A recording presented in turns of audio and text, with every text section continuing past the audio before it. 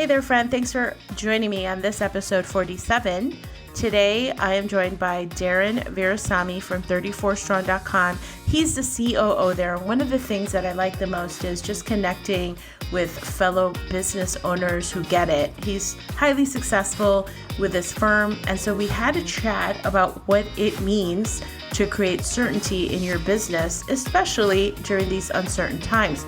And so I love this topic. He talks about how he is creating that certainty in order to create sustainability, right? In order to create that the productivity, predictability, and all of these things that, again, during these times, this is what we need more than ever. So I hope you enjoy the show because I think this is a really, really good one. So here we go.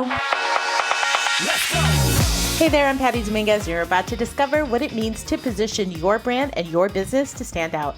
This show explores the stories of small business owners just like you who are bringing their message out to the world and impacting their tribe. So if you want to take your business to a category of one status, then hang with me because this podcast shares everything you need to know about how to be more prolific with your brand so that you can have more profits. All right, Darren Virassammy, thank you so much for being on the show. As Chief Operating Officer of 34 Strong, I found your website incredibly impressive and really interesting. And for the listeners, a very compelling conversation coming up because we're talking about, with everything going on right now, what we can do to harness the change, talking about certainty and all these other elements. But first, a very hearty welcome. Thank you so much for being here. It's such an honor to have you. Patty, thanks so much for having me. Really looking forward to our chat today. Absolutely. And we've already been chatting a little bit behind the scenes. And as I was listening, I'm like, wait. We want to make sure we're grabbing all this good stuff here. So just for the benefit of the listeners, if you could give us just a quick 2-3 minute story about your background, how you got to where you are, and really with this amazing background that you have to really shift cultures and create a huge impact in the small to medium-sized business market. And while you have vast knowledge in other arenas like the bigger companies, for the listeners here, just hearing your story would be hugely beneficial. Yeah, I like to say I came up through small business. I had a chance to work before I went off on my own. I had a chance to work in small businesses and I worked in some large organizations.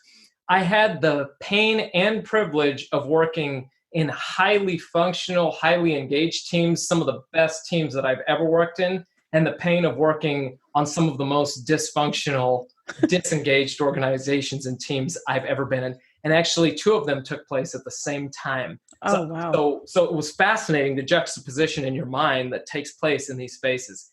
It all led to a moment, Patty, where my daughter ends up laughing out loud for the first time in my lap. She was 4.5 months old, and we were on Lanai, a balcony on the big island of Hawaii overlooking the Pacific Ocean, and it was absolutely incredible. And in that moment, I saw nothing but pure potential in her. I was like, she's going to talk, she's going to walk, she's going to not listen to me, which she does really well now, right? She's turning 8 soon. So that's a whole fun story, right? But all these sorts of elements are happening. That was amazing. Now, I asked in that moment, what happened with my potential? What happened with your potential, Darren? That was terrifying. That was this juxtaposition of thoughts. I was in a job at the point, commuting 200 miles round trip from Sacramento, California, down to the San Francisco Bay Area. And in that time, I'm sitting here on this balcony with 2 of the most important people in my life, only to realize I wasn't living a life that was making them the most important. I was disengaged in my job. I'd actually gotten really good at something I didn't love at all. And at the same time, I was actually teaching at a college here in the Sacramento region, and I was able to actually be really impactful in my work. I was highly engaged in that job, loved the culture and the team that was there. And I said, I can either decide to have the skills to make an impact and live a life where I'm not making that impact and staying in a role where I'm just collecting a paycheck, or I can go out and do something about it. So I'm incredibly gracious and thankful for that moment in Hawaii. And 2 months after that, I actually met my business partner in 34 Strong, and we really focus on creating organizational cultures small teams and large teams, where every organization can become a great place to work. And it's really helping with creating cultures of employee engagement. And for us, Patty, the final thing I'll say is because of that moment I had with my daughter, and that I know the pain that I was going through at that time of just being disengaged and seeing what that did to an organization. I didn't want my daughter to grow up seeing her dad in a place where he was just checking a box, collecting a paycheck, and then going through that. So the power of the work that we do when I co-founded the company with my business partner, Brandon Miller, was along the lines of not just impacting the workplace now, it's what do the small seeds of change today create for generations to come on the whole work experience and even the life experience for the children, for the communities that people are living in and working in when they're going to work feeling valued for being valuable. I love this on many, many levels. I got chills because you can really see that in that moment that you had with your daughter, you had this epiphany and it really led you to take action. And that's the thing. It's like that was the seed of inspiration in which you took to develop this company. And we never know what those moments could lead up to. In other words, you creating 34 Strong, pairing up with your business partner, the impact that you're having, and just being really aligned, right, with your higher purpose and the things that bring you joy and keeping you in your zone of genius. It's how we know that we're on the right path when we're just like it fuels the fire to say, this is exactly what I should be doing. And it all started because you took that first step in good faith to say, something's got to change, right? Something's got to change. It did. And the simple piece that follows up with that, Patty, was that moment in realizing how amazed I was with my daughter, coupled with what path am I on? I knew one thing for certain. If I stayed on the path that I was on, I was destined to have a regretful life. Mm-hmm. I was destined. I was on that path. So that box was being checked. So I could go through the fear of change or the fear of regret. Mm-hmm. But knowing fully well at that moment that I was going to have regrets. And I would have the ability to make the change and lean into that and embracing that fear. You know, fear, false experiences appearing real, fear, right? And I leaned into that as opposed to just staying on what we oftentimes will call the safe path of just doing what we know or what we think we know, and expecting different results. It doesn't work out that way. We're going to get those same results that we've had. I totally agree. And it reminds me so much of my background. It's like I had this really great corporate job and on paper it looked so fulfilling. But when you started, I remember it was so poignant for me. I was on this international conference call. It was really important. And I had this weird moment of what it was called like hysterical blindness, like a panic attack almost. And I was like, wait a minute, this shit is not, this is not normal. Like, this is not normal. This is my body telling me that I shouldn't be doing what I'm doing. And really recognizing that for me in that moment, I was like, okay, something's got to change. I got to go do something different. And so fast forward to where we are now with this unprecedented, event that is happening, right? This whole quarantine thing. There are small business owners, small to medium-sized business owners, people in corporate jobs, and there's change. There's change. It's here. And we are in this moment of you can freeze up, curl up in a ball, and just freak out because there's that uncertainty. There's change that's coming. They don't know how to rationalize. And from my perspective, I'm seeing that small business owners, solopreneurs are just really being confronted with that moment of truth to say, okay, what am I going to do? I'm not sure what to do. As somebody with the expertise of working with the companies that you work with, Darren, and I'm sure that you've seen your fair share of, pivots and changes. What's your perspective on what small business owners can do? Well, number one, just embrace it. Take a moment to pause. Feel all of what's coming at you, the emotions, the pain, the uncertainty, the questions that are running through that. But let's not make that debilitating in that space. That moment that I had with my daughter, when I think back to that, you talked about the power of the moment, that panic attack that you had. I had one of those in my previous job, that same job before as well. I didn't heed those warnings because I was so busy checking the box or working on the next box to check. Moments like this, because we're forced to slow down and feel like we're moving really, really quickly at the same time because of the uncertainty, they create spaces for us to pause. They create spaces for us to actually look, to think, and actually find that clarity. And it's in those moments when we can actually be present and calm enough, we can find those. So getting back to your question, what can small business owners do right now? Well, hey, I'm a small business owner too. So this is part of some of the stuff that I've been eating my own cooking here as well. Pausing has been huge. Jonathan Fields, the host of the Good Life podcast, he wrote a book on uncertainty back in, I think it was 2011.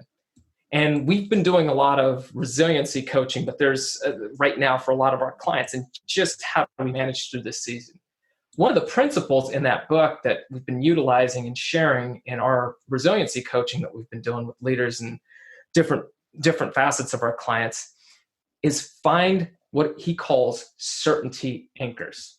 What are the things right now in your day-to-day that are still certain amidst everything that you don't know, in the midst of those moments of complete, oh my gosh, where do I pivot? What do I do with my business? What can you see that's certain? Right now, what's certain? I'm standing on the floor.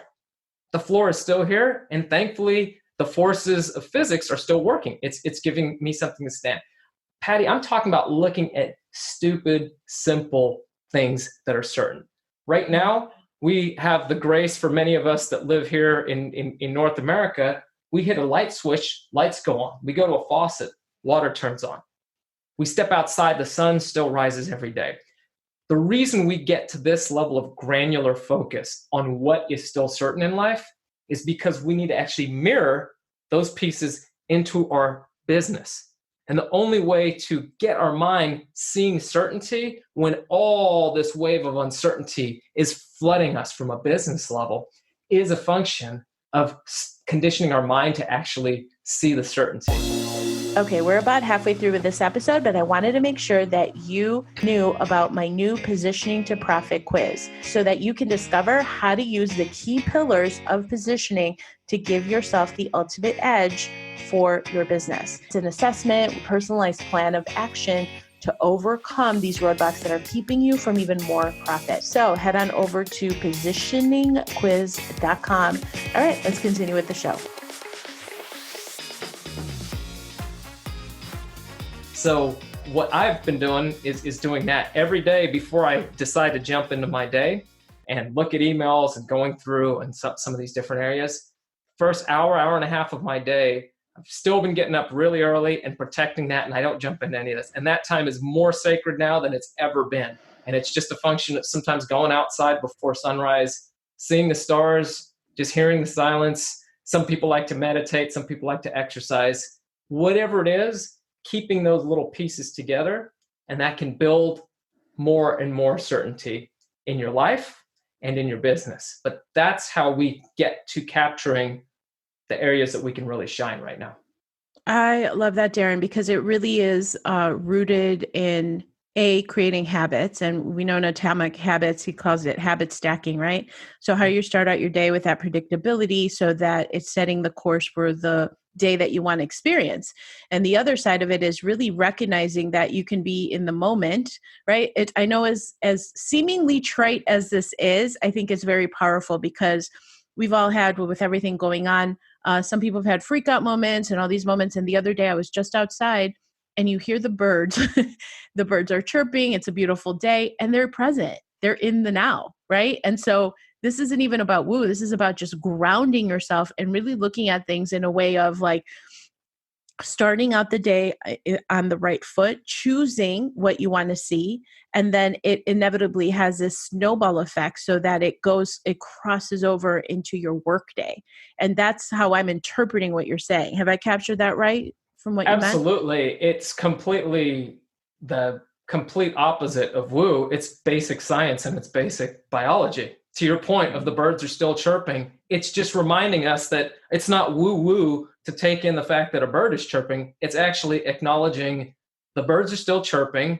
They're still going through their lives. Okay, my roof is still over my head. These are basic things that are rooted in simple science and simple nature that's right around us, and it has nothing to do. It's actually just pausing to say, I'm going to acknowledge that.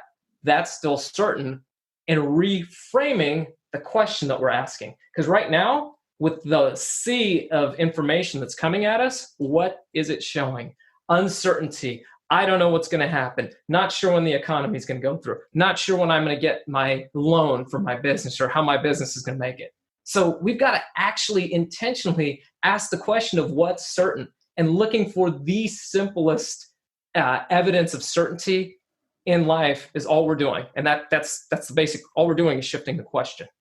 I love that. I love that. It just really recognizing that at the end of the day, it's choice, right? It's as simple as when you synthesize this whole message, it's about choice. Now, understanding that with everything going on, there's a new normal. What have you found as a small business owner yourself that has been really helpful for you as you've incorporated running a business alongside your children? Because it sounds like you have 2 kids. Is that right, Darren? I do. Yeah, I have a 4-year-old son, an aspiring drummer who thankfully is not drumming right now, or you'd be thinking that's okay. That. Yeah, so that's all right. Be hearing that in the background. We drum, we play music together in the evening. So we did a killer rendition of "Come Together" the other night. But I've got that's so great. And my daughter is 7. Now he's learning on the drum, so I don't know how killer it was, but he did pretty good. I'm pretty proud of his drumming. So how it's come together. So, but yeah, I do. So the question again, Patty, I just want to make sure I got that right. Like, how do we work in this new life with having kids and the new normal. So we all talk about, it's funny. I have a client of mine. She's a dear client of mine. She's a psychologist, and she's just like, her feedback she's getting a lot is like, I can't believe I'm in the house with my entire family and I'm trying to run my business, because you're creating a new routine. So there's presumably a lot of disruptions. So we were talking before about how you have this really clever way of kind of infusing that interaction with your children as you're getting set up for your day. And like, what are some of those tips as we're really looking at a new normal, right? And so without sacrificing productivity and all that other stuff. So yeah, that's such an important question. And for one of the things that I've seen is we've got to lean into it, right? We've got to lean into it. There's this great story I heard that I'll share that I think highlights what I've been able to do with my kids. And in times of storms, when there's big storms that are coming, cows and buffaloes operate completely differently from each other. When a storm is coming, cows will see it coming and they'll work to run away from it. They try to outrun it. And you and I both know you're not going to outrun a storm. The storm's coming, it's going to get you. Buffaloes, when they see that same storm coming, they turn towards the storm and run right at it. And in so doing, they spend less time in the storm, while the cows spend far more time in the storm. With the kids, I, like many of your clients, many that are listening, had that struggle. I was being a cow. I was trying to run from it, but my kids are right on the other side of that door. So what's happened is I've said, okay, what are the ways that they can help and be a part of the work that I'm doing? So a great example of this is when I'm setting up for WebExes or setting up for podcasts today, just testing the lights, the video, the audio levels, making sure that everything's all dialed in, my mic's working properly, getting my desk lifted to the right height.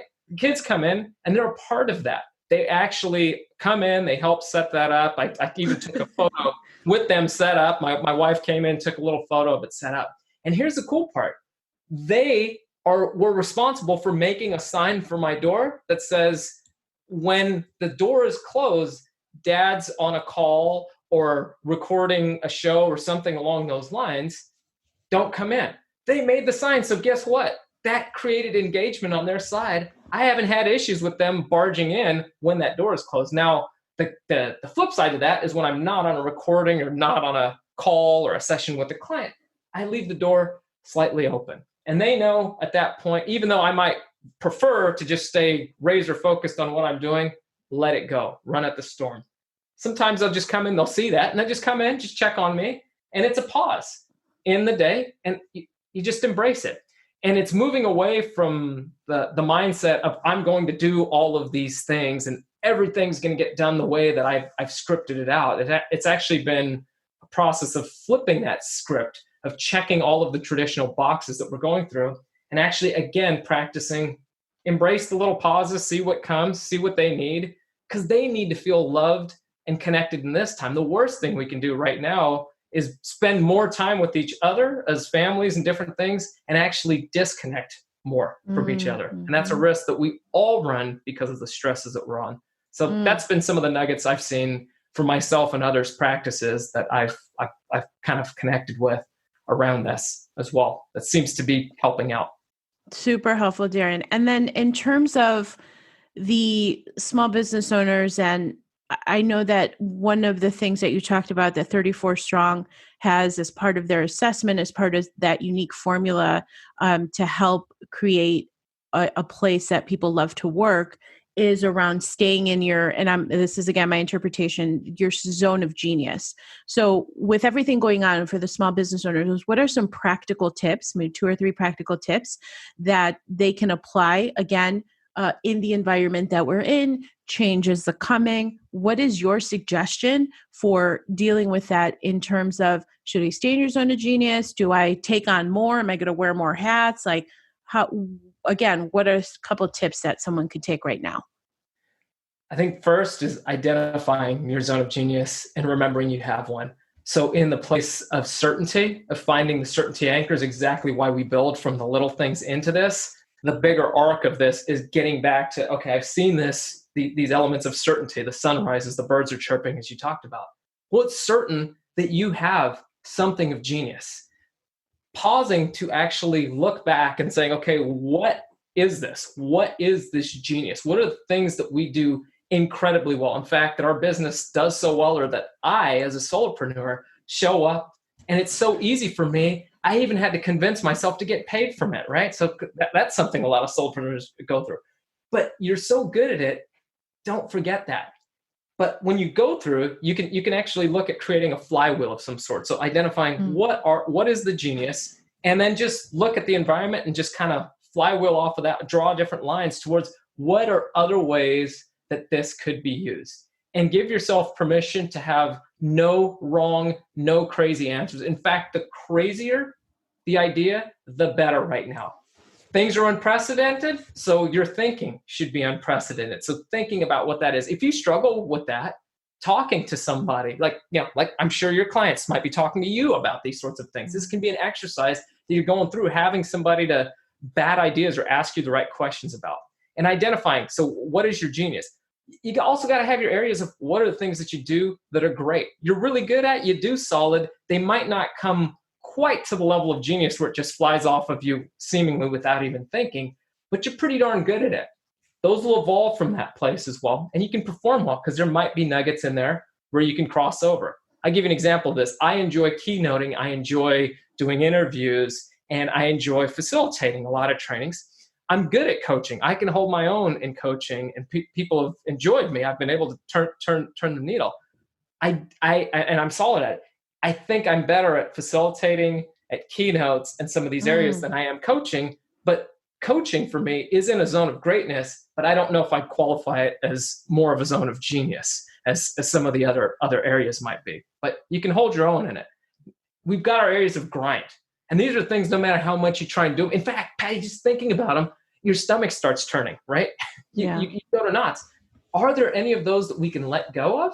Or are there any ways that maybe right now is a great opportunity to create some complementary partnerships? What are the things that I can pull out of doing that I can partner up with somebody? Maybe I can do some trading with somebody based on things that are in my zone of greatness and genius. Go back to the roots of bootstrapping as entrepreneurs to get you through. Sometimes we're not fighting to win, we're fighting to stay in the fight. And right now, more than ever, that's a big part of what we're going through. And shifting that perspective can be helpful. There's a resource at our website that takes people through this exercise at 34strong.com, where they can actually download a worksheet that will help guide them through how to think about this, how to evaluate how much time you're actually spending in your grind zone, greatness zone, and your genius zone. I love that. And I'm going to post it, of course, in the show notes so everybody could take advantage of that, because that's so smart, is really reflecting on where you being consciously competent, which is just okay, but you shouldn't be there. You should be in your zone of genius. And of course, you want to avoid the grind. I love that, because the grind is real. Like for me, it was the bookkeeping stuff. There's just no way. That's probably the first thing I outsourced. There's just no way I could do that. To that point, we're never fully going to eliminate the grind, but we will be able to minimize the grind. We're always going to have grind in our business. I want to make sure I'm giving a realistic perspective of this. This is not some fairy tale of you're never going to have grind. It's called work. We're business owners. We signed up for this, right? Yeah. You're going to have some grind. You're going to have things that come up. It's not going to be fun. But if we're spending more time in greatness and genius and minimizing the grind, we can therefore maximize the impact of the greatness and genius zone. Yeah, I love it. All right. As we are transitioning, just some fun questions to tap more into Darren's brain and his zone of genius here. All right. Person, place, or thing. What are 3 things that inspire you, Darren? So person, place, or thing could be the answer. So my family inspires me. That's every single one of them. My wife, my daughter, and my kiddo. The bass. I've been an electric bassist for many, many years. That has been profound. In fact, that's been a huge certainty anchor for me right now. Every day I play my bass and I tell it thank you, because it keeps me sane and gives me a level of root focus.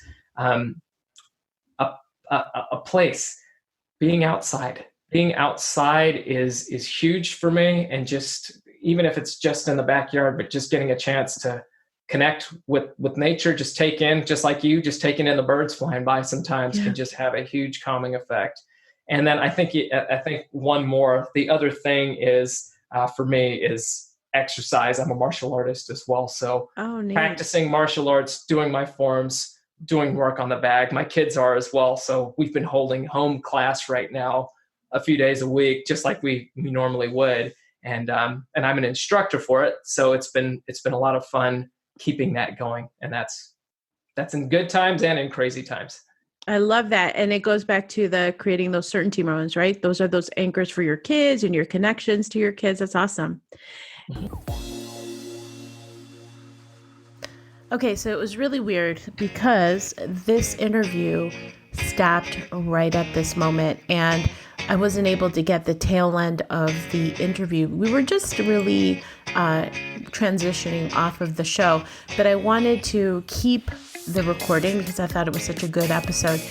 So you want to connect with Darren Virassammy. He's again at 34strong.com. That's the number 34, so 34strong.com. He's also on LinkedIn and Facebook, and his social media handles and all his information is going to be in the show notes. And you can find out more about their why and how they work with creating teams and government organizations, private organizations, just a really professional firm that they have created. Again, that is at 34strong.com. So with that, thank you so much for checking out this episode. I appreciate you as always. And thank you for being okay with this small snafu. Hey, it happens. And all I can say is that I hope that this was providing you with some nuggets that you can walk away with. Thank you so much for checking out the Positioning to Profit podcast. If you haven't already done so, please make sure to hit that subscribe button so you don't miss any new episodes. And also, it would mean the world to me if you would take a quick moment to leave a rating and review on iTunes, Stitcher, SoundCloud, or your favorite podcast player. It really helps to get the word out about the podcast and, of course, the featured guests. And lastly, please make sure to connect with me on social media, Facebook, Instagram, Twitter, LinkedIn. I'm on all of them. And use hashtag positioning to profit so that I can search you out and connect that way too. All right. Thanks so much. See you next time.